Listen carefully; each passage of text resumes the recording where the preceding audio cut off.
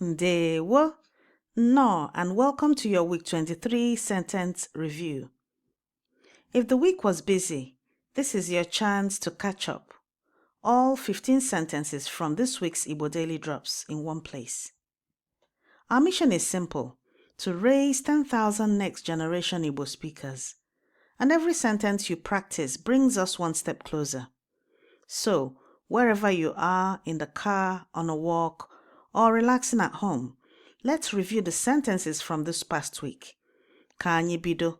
Let us begin. Number 1. Ọ bụ ihe nnukwu. It is a big thing. Repeat after me. Ọ bụ ihe nnukwu. Ọ bụ ihe nnukwu. Ọ bụ ihe nnukwu.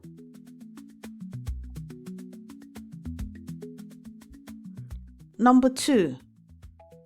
Ọ bụ ihe obere. It is a small thing. Repeat after me. Ọ bụ ihe obere.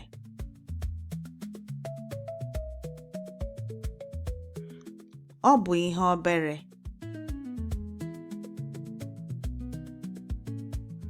Ọ bụ ihe obere.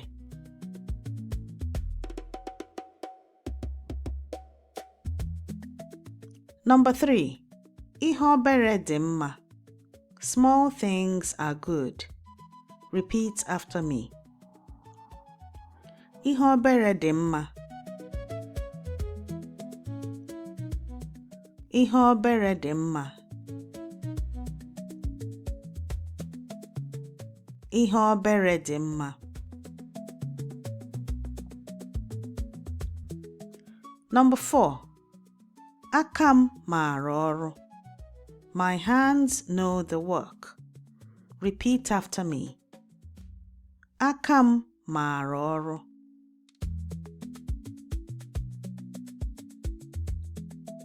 Aka m maara ọrụ.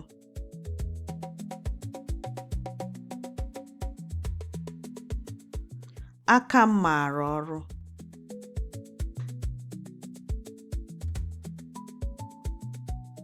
Number 5.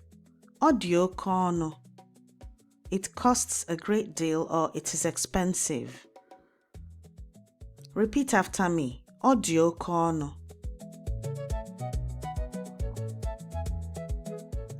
Ọ dị oke ọnụ.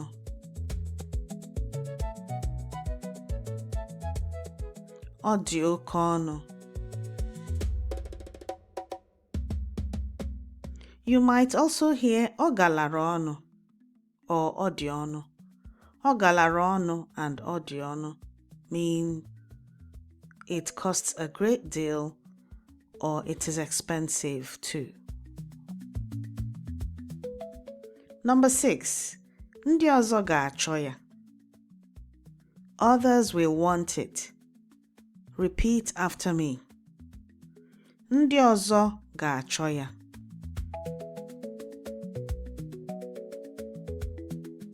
Ndị ọzọ ga-achọ ya.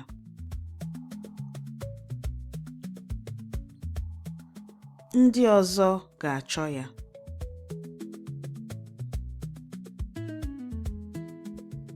Number 7. Afụgo m ya.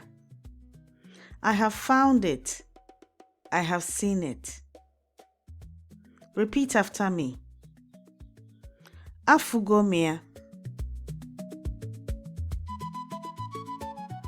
Afụgo m ya. Afụgo m ya.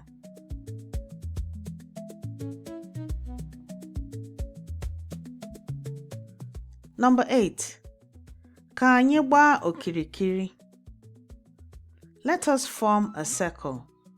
Repeat after me. Ka anyị gbaa okirikiri.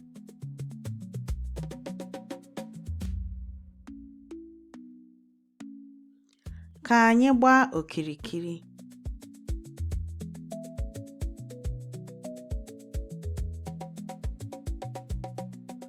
Ka anyị gbaa okirikiri.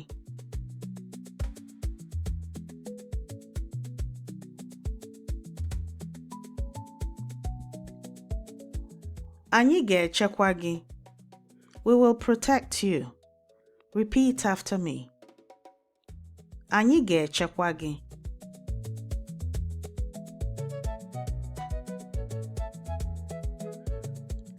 Anyị ga-echekwa gị.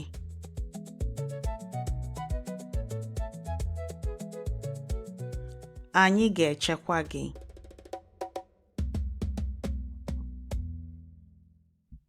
Number 10. Enwere m oche ọcha. I have a white chair. Repeat after me. Enwere m oche ọcha.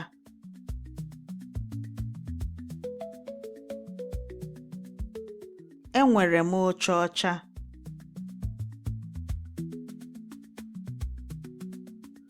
Enwere m oche ọcha.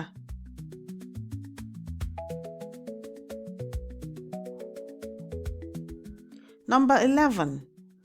Achọrọ m akpa ojii. I want a black bag. Repeat after me. Achọrọ m akpa ojii.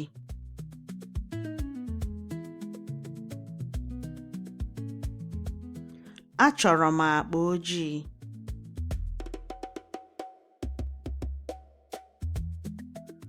Achọrọ m akpa ojii.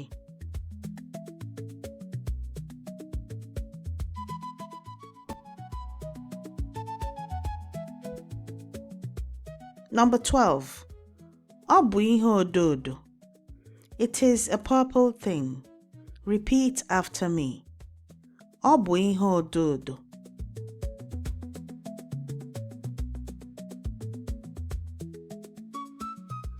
Ọ bụ ihe odo odo.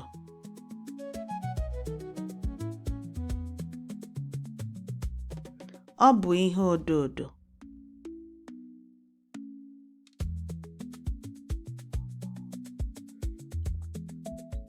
Number 13. Ọ bụ nnukwu ụlọ ọhụrụ. It is a big new house. Repeat after me. Ọ bụ nnukwu ụlọ ọhụrụ.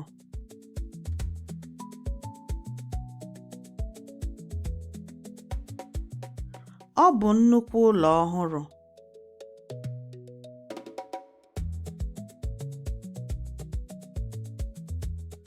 Ọ bụ nnukwu ụlọ ọhụrụ.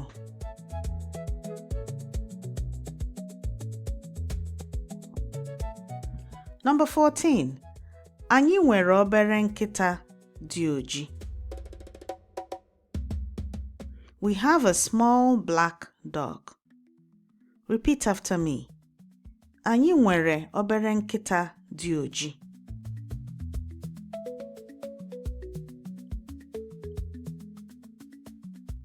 Anyị nwere obere nkịta dị oji.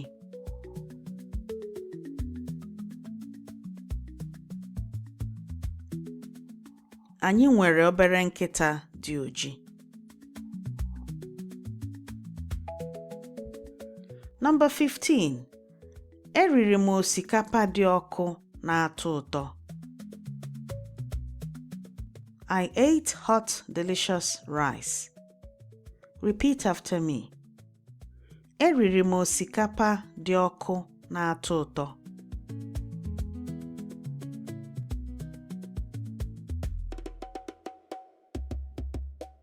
Eriri m osikapa dị ọkụ na-atọ ụtọ.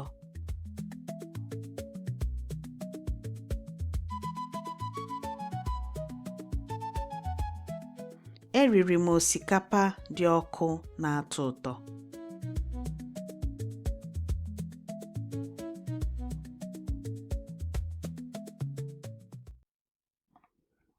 And that's a wrap for this week.